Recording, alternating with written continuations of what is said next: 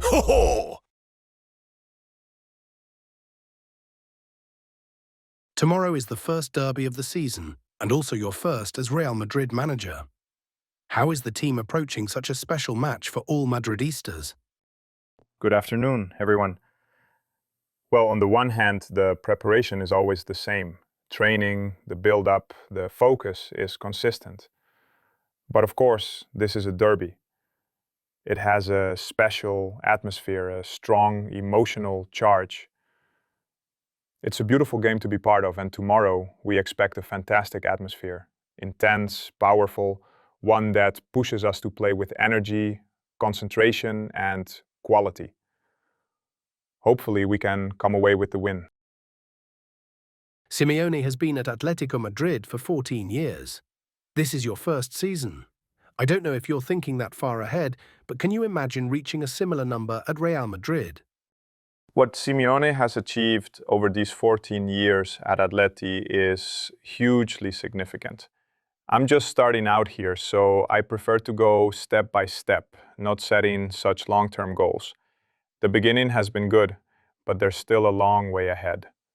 We'll see what the future brings. Yesterday, Barca won in Oviedo and are nearly perfect in La Liga, apart from the 2 points dropped. You've won every single game so far. As someone who played in those record-breaking seasons when Guardiola and Mourinho were battling it out, do you see these current squads of Madrid and Barca being capable of reaching the 100-point mark? That's very difficult. Every match is hard to win, regardless of who you are. We've taken maximum points so far, but in some games it's cost us a lot. You can't fall into the trap of thinking you'll win just by stepping onto the pitch, because of the badge you wear or the squad you have. It has to be worked for, prepared properly, and delivered consistently. The more we educate ourselves to naturally approach every game switched on, no matter the opponent or the stadium, the more matches we'll win. And if we win many matches, yes, the points will come. But we can't relax, because if you drop your guard, you get punished. As a player, was this one of the most difficult atmospheres you experienced, the derby at Atletico's stadium? No, I'd say it's a great atmosphere, one of those you love to play in. Derbies are always special. Even in the days leading up, you already feel the buzz in the city, in the community. And tomorrow, knowing what's at stake motivates you even more. As a team and individually, every player feels that desire to perform well. That's what we're expecting tomorrow. A powerful atmosphere. We've already seen Bellingham play, including more minutes the other day against Levante. Can we expect him to be in contention to start tomorrow in the derby? Well, you asked me the same last week, whether Eduardo and Jude could feature. They were available then against Levante, and they're available again tomorrow. Every derby is special, regardless of how each side comes into it. You know Simeone well. This will be your third time facing him at the Metropolitano. The first was a draw where you caused them problems, then a narrow defeat with Leverkusen. Now it's your first derby here with Madrid. Obviously, it's different to come here with Leverkusen than with Real Madrid. What do you expect from this one? Atletico haven't started well, you've started very well, and a win would put you 12 points clear of them. Is that something you keep in mind, the chance to open such a gap so early? To the first part, yes, it's very different coming to the Metropolitano with another club compared to doing so with Real Madrid because of the healthy rivalry that exists. That's something beautiful, and for many years we've all enjoyed it. Hopefully we can enjoy it again tomorrow. As for the table, it doesn't mean much right now. Yes, the gap could grow, but we know it's going to be a tough, tight game. Winning at the Metropolitano is never easy.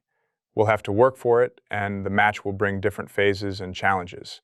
It's going to be very demanding. I'd like to ask about Franco Mastantuono. He's started 5 of the 7 league matches. What is it about the young Argentine that convinced you so quickly? And while I know you won't tell me if he'll start tomorrow, can we expect to see him play?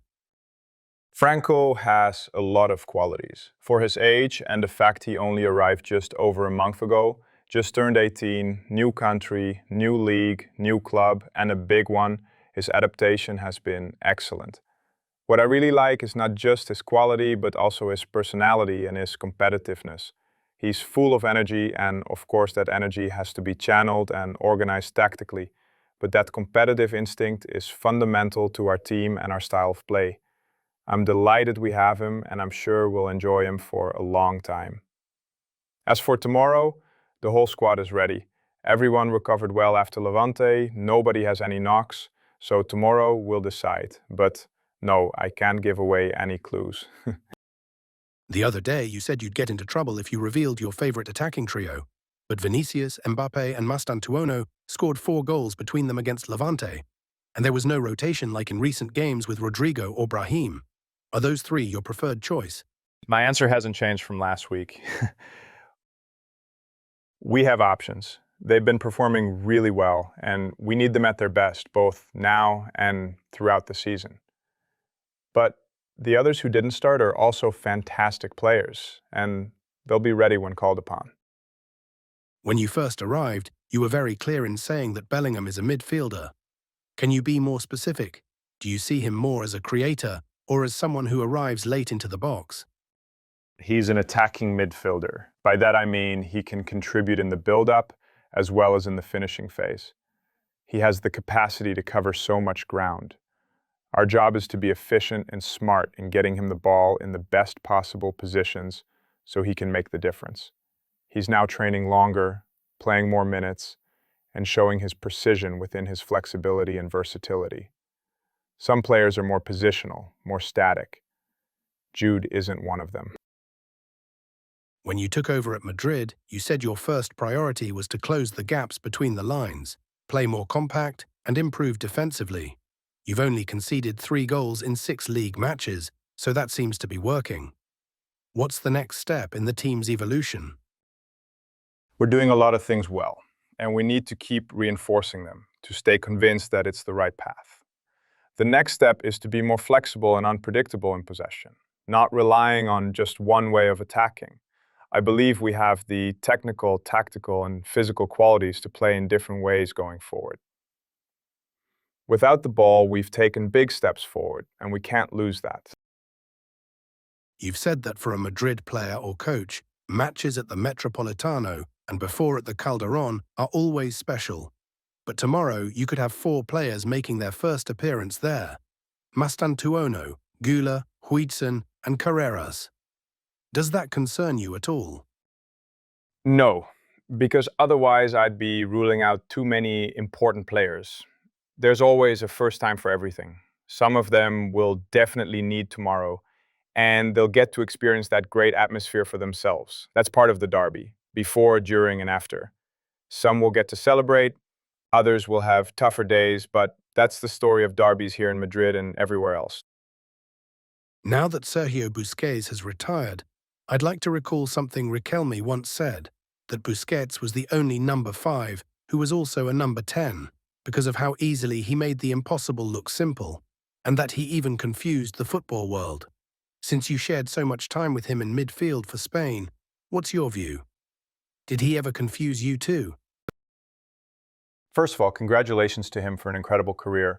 Busi was a fantastic teammate, and I really enjoyed playing alongside him with the national team.